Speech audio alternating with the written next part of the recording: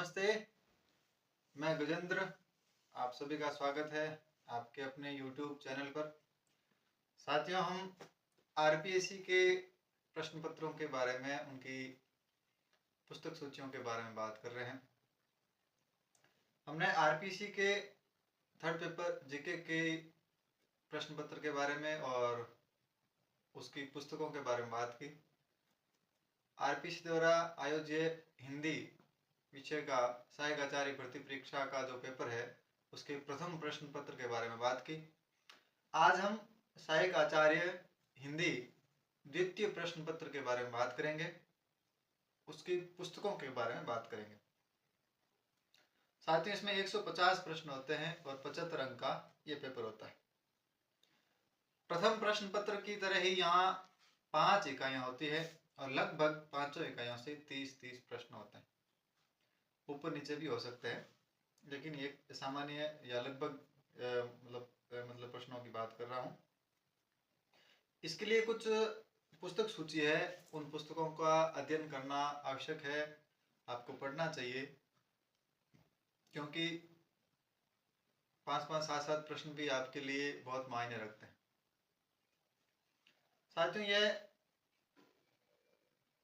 पिछला पेपर था जो फैक्चुअल बेस था। 2023 का जो पेपर था वो अवधारणाओं से युक्त था। अवधारणाओं के प्रश्न बहुत थे, तो हम जो है इन दोनों को ध्यान में रखते हुए बात करेंगे। साथियों, इसके लिए पहली किताब जो मैं बताऊंगा आपको वो है, छोटी सी किताब है, 100 पेज की किताब, हिंदी साहित्य का सरल इतिहास, डॉक्टर विश्वनाथ त्रिपाठी। इस किताब को पढ़ना चाहिए। यदि आप नए हैं तो आपकी समझ बनाती है ये किताब। और 100 पेज में आपको ये मालूम चल जाता है कि कौन से प्रमुख कवि हैं, कौन से काल की कौन सी प्रमुख प्रवृत्तियां हैं, किस काल का कोई नामकरण क्यों पड़ा, ऐसे जो प्रश्न हैं वो यहाँ से आपको मिल जाते हैं। और आपकी एक समझ बनाता है कि हमें आगे के हिंदी साहित्य के जो इतिहास के जो हिंदी साहित्य इतिहास की जो पुस्तकें हैं उनमें क्या पढ़ना है। तो साथियों, यह किताब अवश्य पढ़नी चाहिए, हिंदी साहित्य का सरल इतिहास, डॉक्टर विश्वनाथ त्रिपाठी। दूसरी किताब जो है, हिंदी साहित्य की गीता कह सकते हैं इसे, हिंदी साहित्य का इतिहास, आचार्य रामचंद्र शुक्ल। यह मूलतः नागरी प्रचारणी सभा काशी से प्रकाशित थी। अभी उसकी प्रतियां बाजार में उपलब्ध नहीं है, तो आप राजकमल प्रकाशन द्वारा जो है किताब ले आवें, या फिर अपने आसपास कोई भी प्रकाशन है उसकी किताब आप ले सकते हैं। हिंदी साहित्य का इतिहास, आचार्य रामचंद्र शुक्ल। असिस्टेंट प्रोफेसर के लिए आपको पहले पेज से लेकर, यानी शुक्ल जी ने जो भूमिका लिखी है वहां से लेकर अंतिम पेज तक एक जैसी पढ़नी है, अच्छे से पढ़नी है, ध्यान से। एक एक कवि लेखक, एक एक काल, जो भी प्रवृत्तियां दे रखी है, जो भी उसमें कथन या जो भी जिस कवि की पंक्तियां जो दे रखी है, ध्यान से पढ़ें। रामचंद्र शुक्ल से प्रश्न आरपीएससी लगभग अपना आधा प्रश्न पत्र यहाँ से बना लेती है। दूसरी किताब जो है महत्वपूर्ण है और ये फैक्चुअल किताब भी है। इसमें अवधारणात्मक प्रश्न भी बनते हैं, प्रवृत्तियों के प्रश्न भी बनते हैं। वो किताब है हिंदी साहित्य का इतिहास, डॉक्टर नगेंद्र, डॉक्टर हरदयाल द्वारा संपादित किताब है, अर्थात ये संकलन की गई किताब है। इससे पहले जितनी भी किताबें बाजार में थी उन सारी किताबों का संकलन डॉक्टर नगेंद्र करते हैं। एक प्रतियोगी परीक्षाओं के विद्यार्थियों के लिए ये बहुत ही महत्वपूर्ण किताब है। और यदि आप सहायक आचार्य बनने जा रहे हैं तो यहाँ जो है शुक्ल और नगेंद्र आरपीएससी की प्रिय किताबें हैं और यहाँ से बहुत सारे प्रश्न बनते हैं।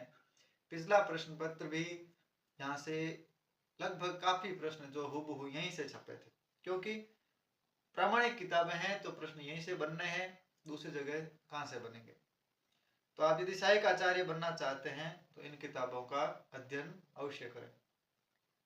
दो और किताबों का नाम बताऊंगा, क्योंकि जो 2021 कि सहायक आचार्य भर्ती का प्रश्न पत्र था, उस प्रश्न पत्र में लगभग 15 से अधिक प्रश्न हजारी जी के पूछे गए थे और हजारी जी के इतिहास से पूछे गए थे।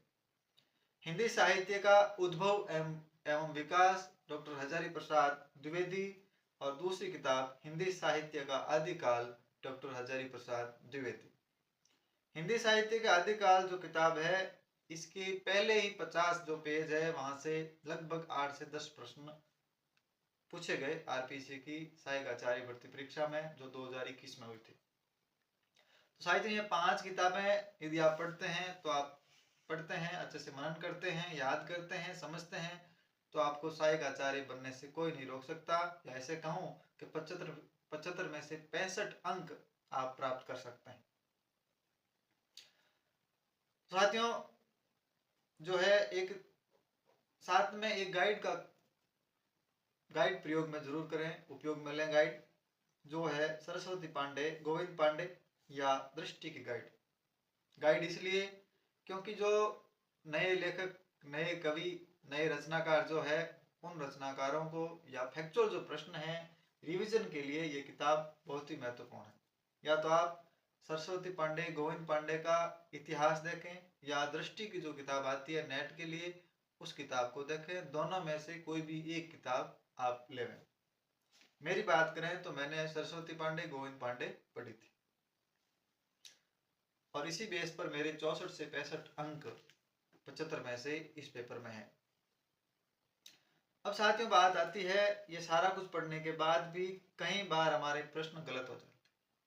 तो साथियों, आदिकाल, भक्तिकाल, रीतिकाल, आधुनिक काल के अंतर्गत भारतेंदु युग, द्विवेदी युग, छायावादी युग, प्रगतिवाद, प्रयोगवाद, नई कविता, इन सभी कालों में, युगों में, वाद में जितने भी कवियों के नाम दे रखे हैं, उन नामों पर अवश्य गौर करें और उस नाम को अच्छे से तैयार कर लें। यदि नागार्जुन है तो नागार्जुन की सारी कविताएं, जो कविताओं के नाम याद रखें, काव्य संग्रहों के नाम याद रखें और मुख्य जो कविता है उनकी पंक्तियां भी आपको याद हो। साथियों, इसके अलावा जो है आपके समकालीन कवि नाम का एक टॉपिक है, एक प्रकरण है, उसमें कुछ नाम दे रखे हैं अशोक वाजपेयी, अरुण कमल, आलोक धनवा, लीलाधर जगुड़ी, वेणुगोपाल, अनुज लुगुन जो आदिवासी कवि है, नंद चतुर्वेदी और हरीश बादानी। साथियों, नाम दे रखे हैं, इन नामों में से एक नाम से एक प्रश्न अवश्य आता है। ये 21 और 23 और उसके बाद की जो संस्कृत शिक्षा विभाग की भर्ती परीक्षा थी वहां पूछा गया, एक प्रश्न किया गया है। तो साथियों, ये यदि आपको नगेंद्र वाली किताब में मिलते हैं या किसी और किताब में मिलते हैं तो वहां से ले लें, या फिर आप इंटरनेट की सहायता से इन कवियों की रचनाओं को लिखें, इनकी कविताओं को लिखें, कुछ पंक्तियों को लिखें, इनकी पत्र पत्रिकाओं के बारे में लिखें। यदि कोई आदिवासी कवि है तो क्या लिखा है, उनके आदिवासी कवियों को विशेष तौर पर लिखें। ये आदिवासी कवि है, पूछे जाते हैं, इनको कोई पुरस्कार मिला है, उसका ध्यान रखें। तो साथियों, इन कवियों के बारे में अच्छे से जानकारी तैयार कर लें। यहाँ से एक प्रश्न अवश्य आता है। या आधुनिक कवि नाम से बहुत सारी किताबें भी आती है, राजकमल प्रकाशन से जो विश्वम्बर मानव है वो निकालते हैं, राम किशोर सिंह है वो भी निकालते हैं। तो इनकी किताब भी आप ला सकते हैं, आधुनिक कवि नाम से आपको मिल जाएगी। एक डॉक्टर हरदयाल द्वारा संपादित किताब भी है, वो भी आप ला सकते हैं। या फिर आप इंटरनेट से सामग्री भी इकट्ठी कर सकते हैं। यूट्यूब आदि से किसी अच्छे शिक्षक ने पढ़ाई होगी, इनको करवाया होगा, तो वहीं से आप कर सकते हैं। तो साथियों, आज हमारे असिस्टेंट प्रोफेसर भर्ती परीक्षा के तीनों प्रश्न पत्रों के बारे में हमने बात कर ली। इस सामग्री को आप अच्छे से इकट्ठा कर लें, अपनी टेबल पर रख लें, उसके बाद अपना सिलेबस प्रिंट आउट करके उसके अनुसार तैयारी शुरू करें। और उसके बाद जो है कौन से काल को या किस कवि को या काव्य शास्त्र को या हिंदी भाषा को या जो टेक्स्ट लगे हुए हैं उनको कैसे तैयार करें, कौन सी यूनिट को कैसे पढ़ें, इसके बारे में हम अगले वीडियो में बात करेंगे। इस वीडियो में पुस्तकों तक ही चर्चा करनी थी, उसकी चर्चा हम कर चुके हैं। और बाकी अगले वीडियो में हम किस काल को कैसे पढ़ें इसके बारे में बात करेंगे। तब तक के लिए धन्यवाद, शुक्रिया।